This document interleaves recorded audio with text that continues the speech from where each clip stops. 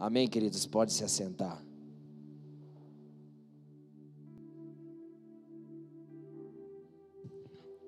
Glória a Deus. Buscando o coração do Senhor, Ele trouxe essa palavra. Vamos juntos construir e tentar encaixar o quebra-cabeça daquilo que o Senhor deseja liberar sobre nós nessa noite. Amém?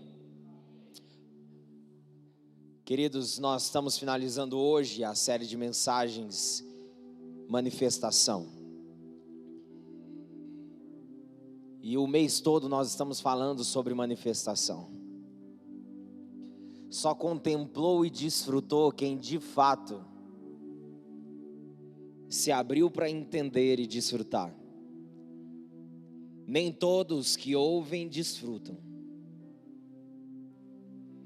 mas os fominhas, os sedentos, os desesperados por Ele, puderam contemplar nesse mês manifestações do Senhor na sua vida e através da sua vida, em muitas realidades.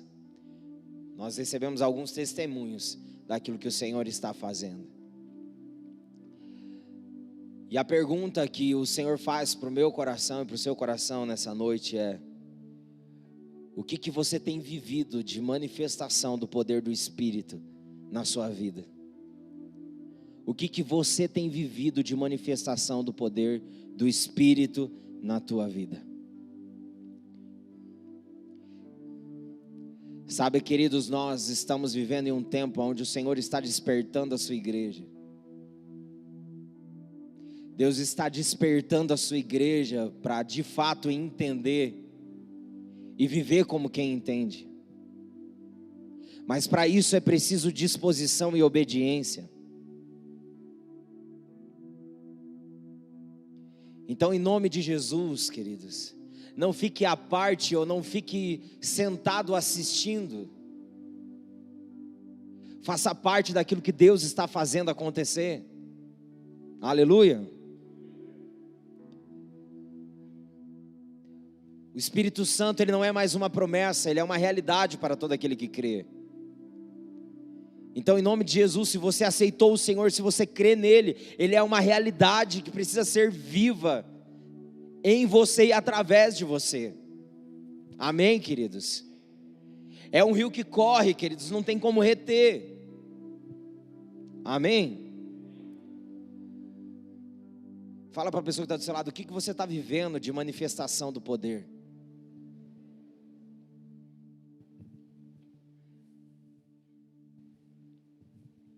Sabe, queridos, e o episódio de hoje, que é o último, traz como tema da mensagem de hoje: anseio ver manifesto salvação nas casas.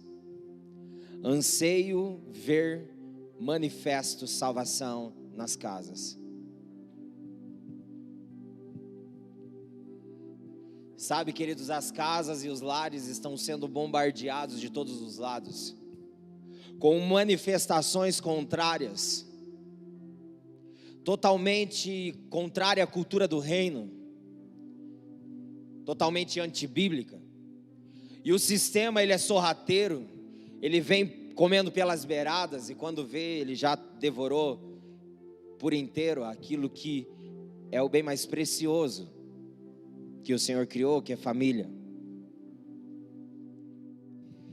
O contrário de salvação é perdição. Então, o que nós vemos, infelizmente, no cenário hoje é a perdição de muitas famílias, de muitos lares. Tudo está virando muito comum e muito normal. A desgraça tem virado comum e normal. Casa hoje, descasa amanhã e está tudo certo.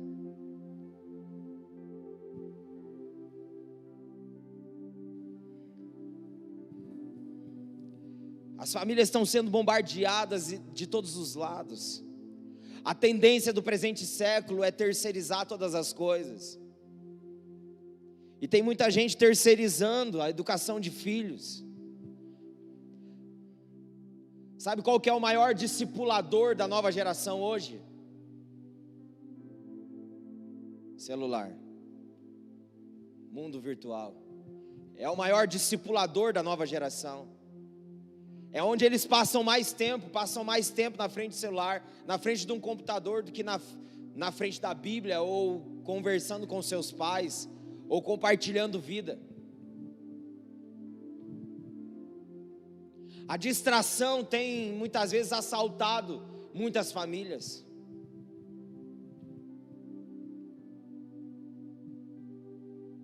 A perdição, a depravação sendo compactuada e compartilhada dentro de casamentos. Atrocidades inimagináveis que você possa pensar tem acontecido nas famílias. Mas tudo isso, queridos, é um sinal que chama a nossa atenção, para darmos uma resposta de acolhimento e de confronto em amor, para transformar essas realidades. De homens que se levantam para ser homens, de mulheres que se levantam para ser mulheres, de filhos que se levantam para ser filhos, de pais que se levantam para ser pais, que não terceiriza aquilo que é responsabilidade de cada um. Há um anseio, queridos, de ver manifesto salvação nas casas, de nos lares e nas casas ser achado a verdade do Evangelho de Deus. A espinha dorsal da Bíblia é a graça da salvação.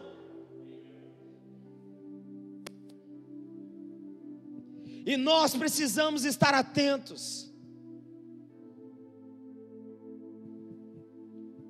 porque senão, sorrateiramente somos levados pela correnteza do sistema.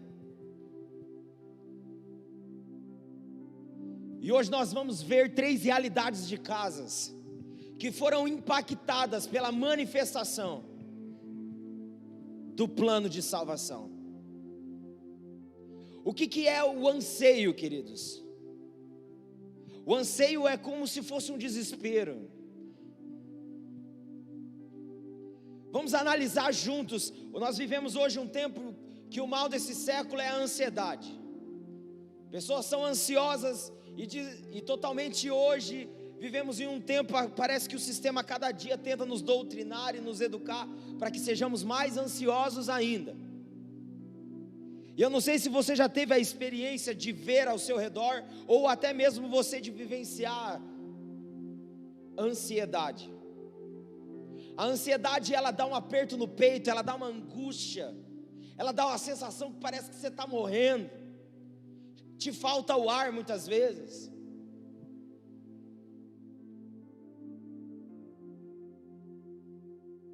A ânsia é isso, é um desespero que nos pega por dentro. Vamos trazer agora para a linguagem sadia e espiritual. Uma igreja ansiosa pelo Senhor, em ver a manifestação da salvação do seu Senhor. Ou seja, uma igreja que dentro de si, queridos, sente dores de parto até Cristo ser formado nessa geração. Uma geração, queridos, que é tomada por essa angústia, que não se acostuma com o que está vendo, mas que todos os dias busca a face do seu Senhor, para ser a resposta de resgate e salvação para aqueles que estão se afogando na lama do pecado.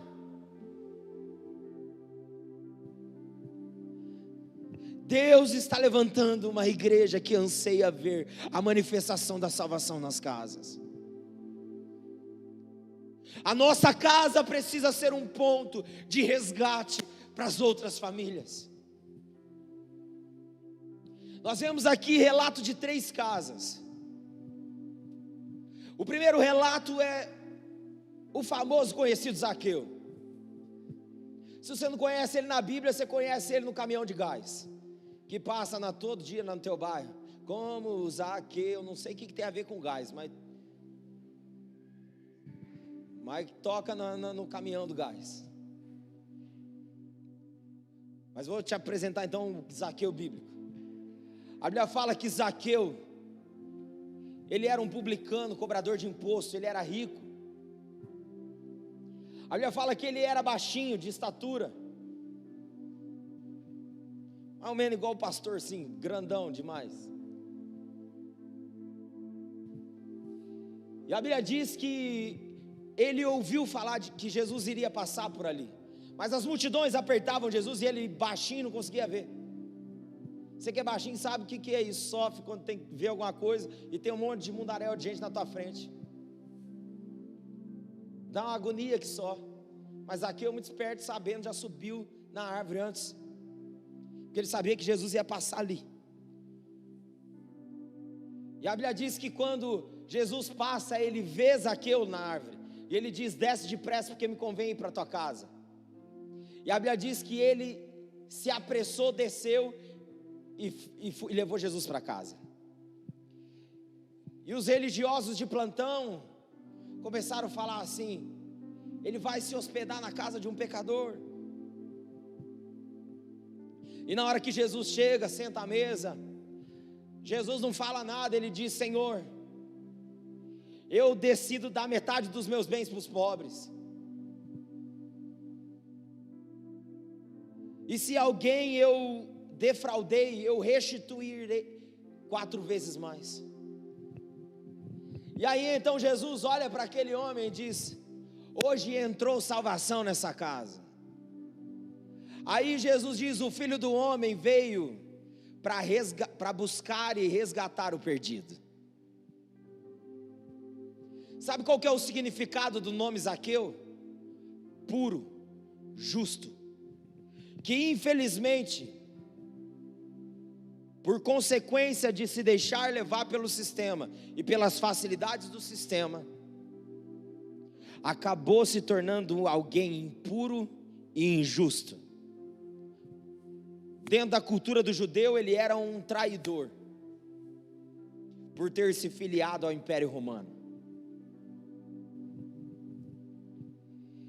E acabou que Zaqueu acabou tendo como senhor da sua vida o dinheiro. O sistema foi induzindo ele e ele acabou ficando rico. Então o dinheiro era o senhor de Zaqueu. Mas Zaqueu, mesmo tendo riqueza e tendo tudo, tinha um vazio que ecoava dentro dele. E esse vazio, todo homem e toda mulher que não se abre para que Jesus seja Senhor da sua vida, carrega dentro de si um vazio e um eco. E a Bíblia diz que então, quando Zaqueu, Jesus não falou nada, Zaqueu disse: Senhor, eu vou dar metade dos meus bens para os pobres e vou restituir quem eu defraudei. A presença de Jesus naquela casa começou a constranger Zaqueu, porque mesmo ele tendo uma identidade de puro injusto e tendo se tornado impuro e injusto, o Senhor não olhou para os seus erros, mas estendeu a mão em amor e acolheu aquele homem, para trazer a ele esperança de salvação. Talvez você está aqui nessa noite e às vezes na tua casa não é Jesus o seu Senhor, mas o dinheiro, que te traz uma falsa confiança.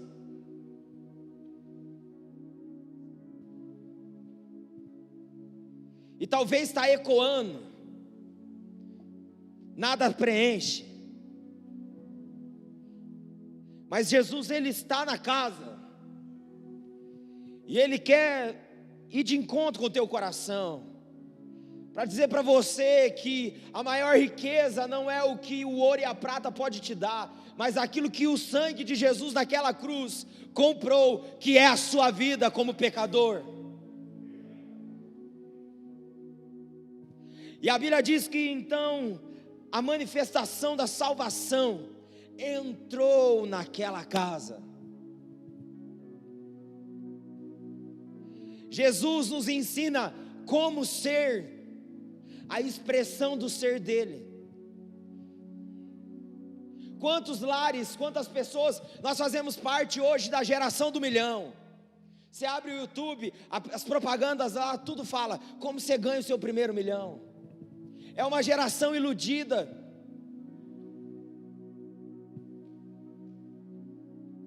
Uma geração que acaba sendo manipulada pelo sistema. Eu já disse e volto a repetir, queridos, se dinheiro fosse o problema do homem, Deus tinha dado dinheiro para nós e não Jesus, e teria saído mais barato. Jesus é a solução do problema do homem, não o dinheiro. Aleluia, queridos. E a salvação entrou naquela casa. Sabe, queridos, Deus quer te usar para que você seja a expressão dele nos lares aonde você entra.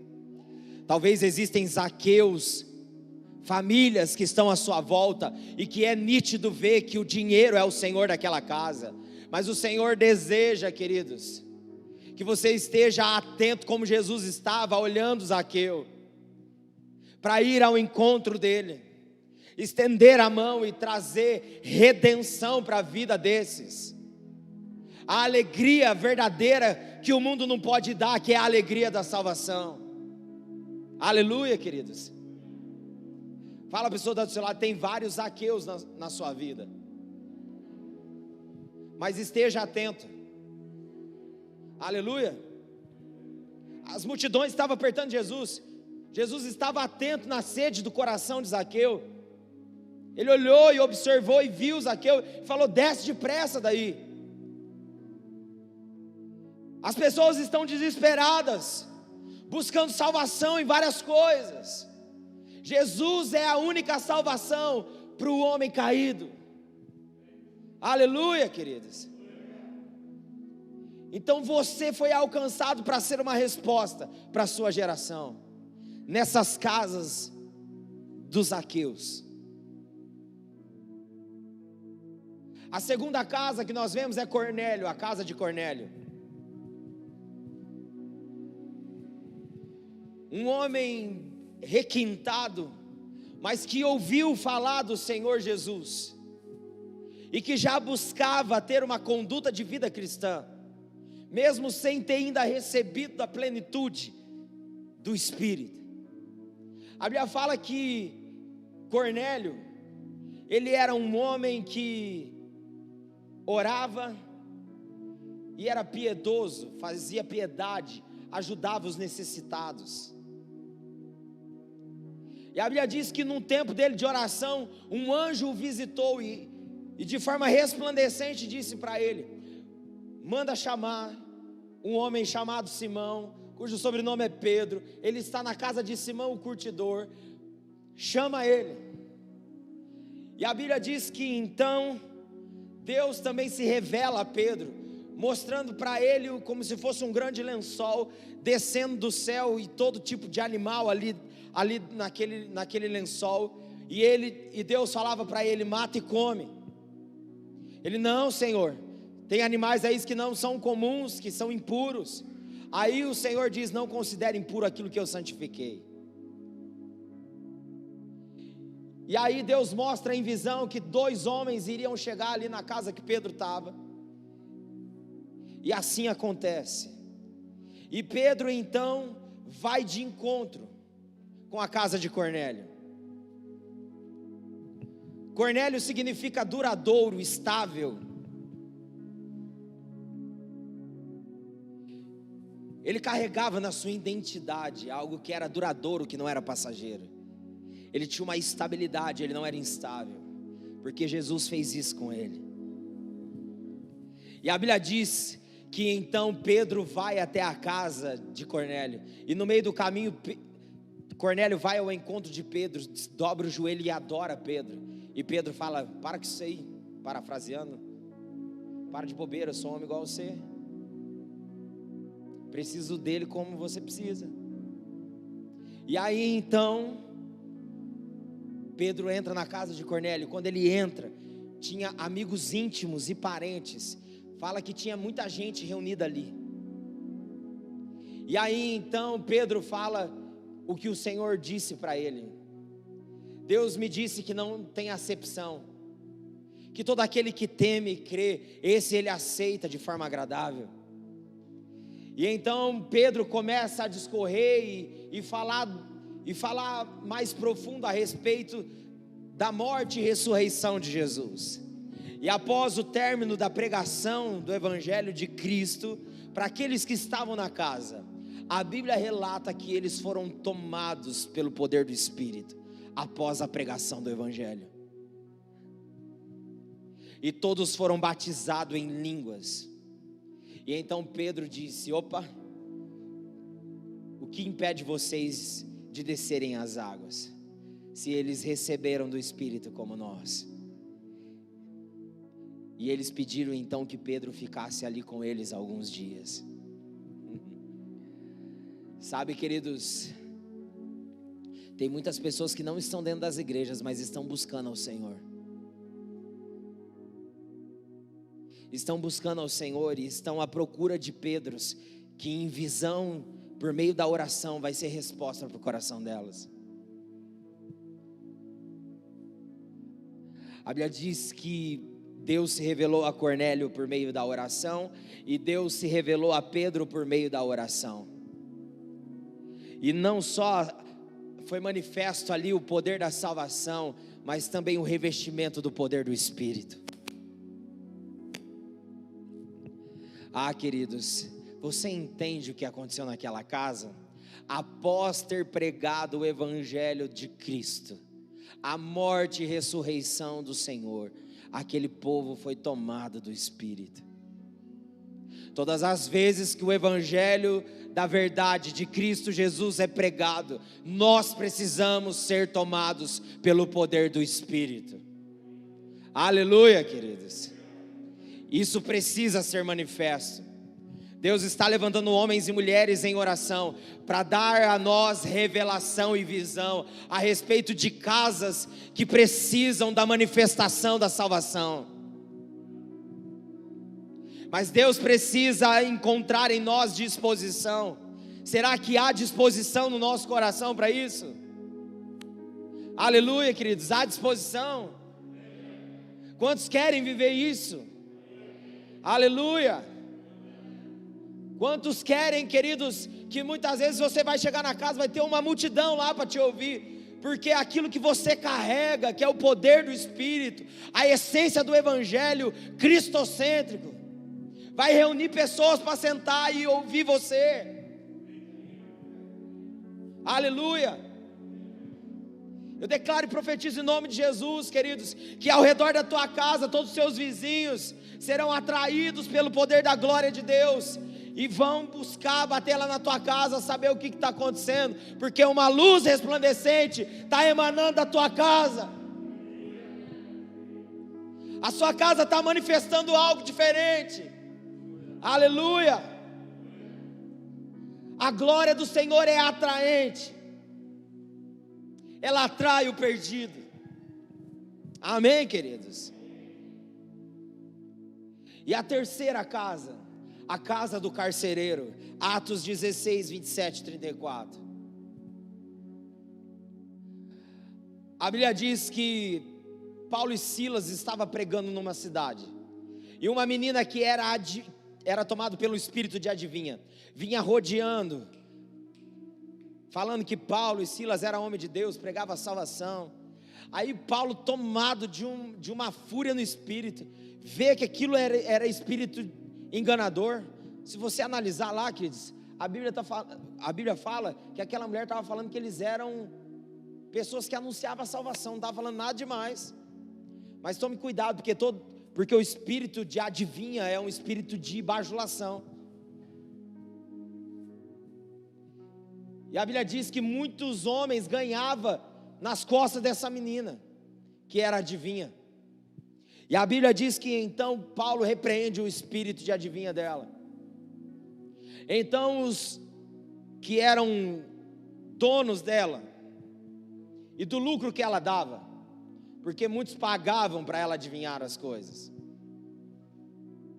É que nem se você vê um ciganaiada andando assim na cidade, tem um monte de gente que paga para eles ficar falando as coisas lá. É espírito de adivinha, é um demônio esse trem, que possui a vida dessas pessoas. E a Bíblia diz que então Paulo repreende. E então agora, aqueles homens que tomavam parte do lucro, levam eles até a guarda pretoriana. E ali eles são açoitados, eles apanham e são jogados no cárcere. E diz para o carcereiro: guarda bem eles. E a Bíblia diz que então Paulo e Silas começaram a orar e adorar ao Senhor dentro da cela, todo machucado. E veio como um terremoto e sacudiu as estruturas daquela cadeia, e então abriu-se as cadeias. Então o carcereiro, desesperado, acordou, estava dormindo. E a Bíblia diz que então ele pegou a espada e ele ia se suicidar, porque tamanha era a pressão do sistema sobre ele. E aí Paulo então diz: não cometa nenhum mal contra a tua vida, nós estamos aqui, está todo mundo aqui. E aí então a Bíblia diz que ele se curvou de joelhos e ele diz: o que eu preciso fazer para ser salvo? E então eles pregam o evangelho de Deus para aquele homem. E aquele homem então agora ouve o Paulo e Silas dizendo: se você crê, você e a tua casa será salva. E aí então ele leva Paulo e Silas lá para casa, cuida dos ferimentos deles. Então Paulo e Silas prega então o evangelho para toda a família dele. Toda a família dele crê e é batizada. Sabe, queridos, tem muitas pessoas como o carcereiro, vivendo debaixo de uma pressão tamanha ao redor de pessoas que estão presas. E ao invés de trazer resposta de libertação para as prisões, ele fica guardando as prisões. E então o terremoto que acontece por meio da oração faz com que aquele homem agora também viva um terremoto por dentro. Ele ia tirar a própria vida, mas na verdade Deus estava querendo tirar a vida dele caída, para que ele pudesse ressuscitar com Cristo e viver uma nova vida. E assim a sua casa. Sabe, tem muitas pessoas que vivem em torno de pessoas que são aprisionadas. E não sei se você já teve a experiência de entrar dentro do presídio. Não é uma experiência muito boa.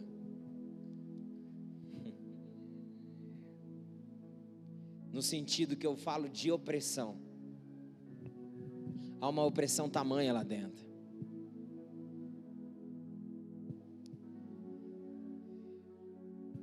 Aquele carcereiro, ele tinha uma opressão dentro dele. Mas a Bíblia diz, como Paulo, na verdade Pedro disse lá na casa de Cornélio, Jesus ele veio para fazer com que aquele que está oprimido seja livre das pressões do diabo, da opressão do diabo, e seja curado. Então Paulo e Silas, mesmo todo açoitado, pregaram o evangelho da salvação, e aquela casa foi contemplada com salvação. Sabe, queridos, Deus não nos chama para ser guardas de pessoas que estão presas. Deus nos chama para ser libertadores dessas pessoas. Talvez você é alguém que está presa em passado, preso em ressentimento, preso em algumas coisas mal resolvidas. Eu quero te dizer uma coisa: Jesus é libertação, é a verdade de libertação para você, para que você seja uma resposta de libertação para outras casas e famílias que carecem ser livres. Aleluia.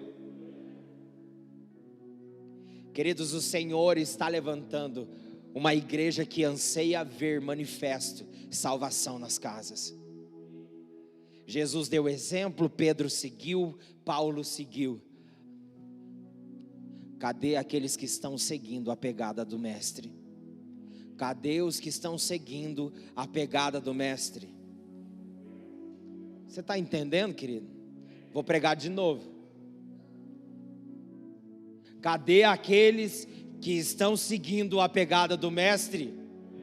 Cadê aqueles que anseiam ver o manifesto da salvação nas casas, nos lares e nas famílias? Aleluia! Fique de pé no seu lugar.